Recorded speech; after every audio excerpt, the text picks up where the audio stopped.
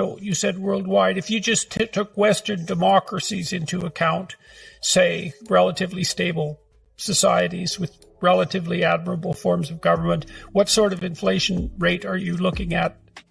Do you know that?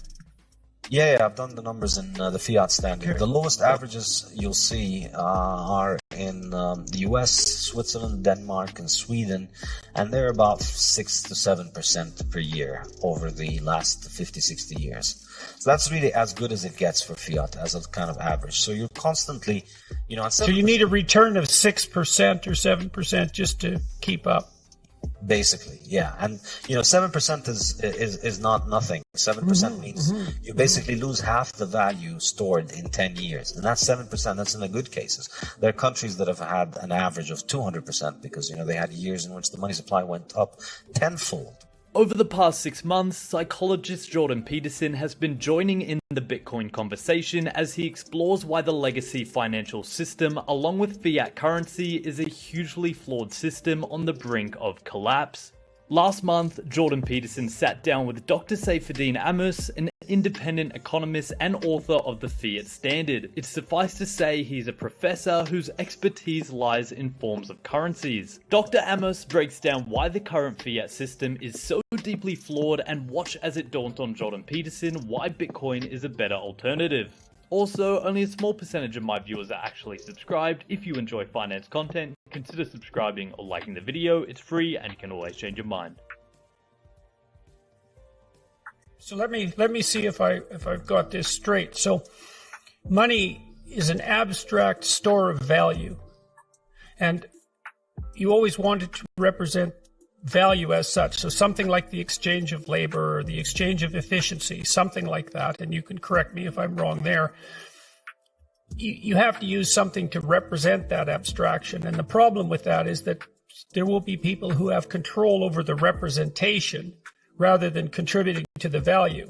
And those could be politicians who could print money, or they could be people who find silver or who find gold or who mine it and so forth. So anything that can be produced that's a representation is subject to devaluation if the production becomes more efficient, and anything that's producible like a paper money can be toyed with by those who have control over its distribution. And so your argument essentially, and the Bitcoin argument in general, is, well, here's something that we will never get more of no matter what we do, so I'd like to know why I should believe that. And the next thing I'd like to know about that maybe is, well, why Bitcoin and not 200 alternative cryptocurrencies? So Bitcoin can't be produced, but cryptocurrencies can be. And so why isn't that an indication of the softness of cryptocurrency, Bitcoin included? Yeah, well, these are great questions. So I think initially, yeah, you're absolutely spot on. It's exactly that whatever gets chosen as money, it holds value because it has value on the market. But as soon as it starts getting chosen as money, it gets into what I call the easy money trap, which is the people who can make more of it will try and make more of it. People will find a way and they will make more of it. And so the things that have ended up being used as money were always the thing that resisted that the most, the things that are the hardest. And so gold did an excellent job with that, because gold's chemistry naturally gives it that property, because gold is indestructible. So because we've been accumulating gold production over thousands of years, no matter how much gold we produce this year, it's still going to be a tiny fraction of all of the stuff that we've accumulated over the last 5,000 years. And so every year the gold supply increases by around 1.5%. And that's why I beat everything out. So the hardest thing ends up winning, whether people consciously realize that that is the case, or just because of the realities of supply and demand. Every year we're making 5% or 20% or 30% more silver, and maybe 100% more copper, and larger quantities of all other commodities on the market, but we're only making 1.5 or 2% gold. So over time, gold holds on to its value, and over time that ends up being the best store of value. So gold resisted that, and then gold failed for issues we can talk about when we talk about the fiat standard. But then Bitcoin offers us this possibility again, which is that nobody can break this algorithm. And I must say, this is really the reasonable skepticism about Bitcoin is that, yeah, well, it's just a line of code, and then anybody can change it. It's a line of code. We can change lines of code all the time. Somebody can get under the hood and change the code. And it takes a lot of time to be able to understand why this is not exactly the case. And I try and make that case in my book extensively in the latter chapters of the book. But if I were to summarize it, I would say this. With Bitcoin, what we had was that the person who created the code, he put it out there. He was anonymous. He worked on it for about a year or two, and then he disappeared, and that was it. There was nobody in charge since then. It's now been more than 10 years that he's been disappeared, and there has not been anybody in charge of the project. And what we've only had are users. So Bitcoin only has users. It doesn't have any admins. There's nobody with a master key.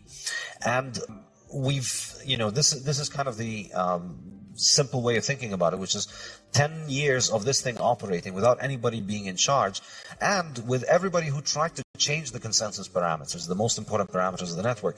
Everybody who tried to change these ended up basically failing, and Bitcoin has maintained its consensus parameters to the point where you could run it according to the same code that was available in 2009, and you could still make it interoperable with the current chain. And that's something that is unique about Bitcoin, which is that it is the coin that, I like to call it the Immaculate Conception. Somebody made these coins. Anybody could have mined the coins from the first day. They announced the currency and they said, I'm going to start running it on this day. And anybody could have joined. And since then, everybody who got Bitcoin at the market price, or because they mined it and expended resources, which roughly cost them close to what the market price was. So there are no insiders in Bitcoin. And Bitcoin has operated this way for 12 years now. And this is kind of the sociological explanations for it. Now, to get more technical in terms of the explanations, basically Bitcoin is a distributed network. And so anybody can run the code on their own computer, and the network functions according to the consensus parameters that everybody agrees upon. You think about the examples of people living in hyperinflationary societies, and I used to live in Lebanon until recently, and you see that when the currency collapses, think about the stories about Weimar Germany, or about any Latin American country, or Lebanon or Zimbabwe. When you hear about their inflation, the stories are of people that have been reduced to very, very, very short-term thinking. Your money, you get paid on the beginning of the month. Your money is going to be worth half of its price by the end of the month. So you get paid and you run straight to the supermarket. I remember I was a kid growing up in Brazil, and I remember that, on the first day of the month, the supermarkets would be overrun, and there would be people fighting, and things would be crazy because everybody's trying to get things now before everybody else gets their paycheck and buys everything and then bids up the price. So your time horizon is shortened when your money is losing its value. So, the next problem to solve for the decentralization of education, I've been thinking about this for a long time, as it's possible to learn more and more online, is accreditation is where all the value is, all of it. And I've talked to many wise academics, like seriously wise academics, who know perfectly well that there's almost zero financial utility in the knowledge that universities are dispensing to students. It's not zero, but it's low. But there's tremendous residual value in the accreditation. So the next big revolution is going to be the decentralization, hopefully the decentralization of accreditation, so that there's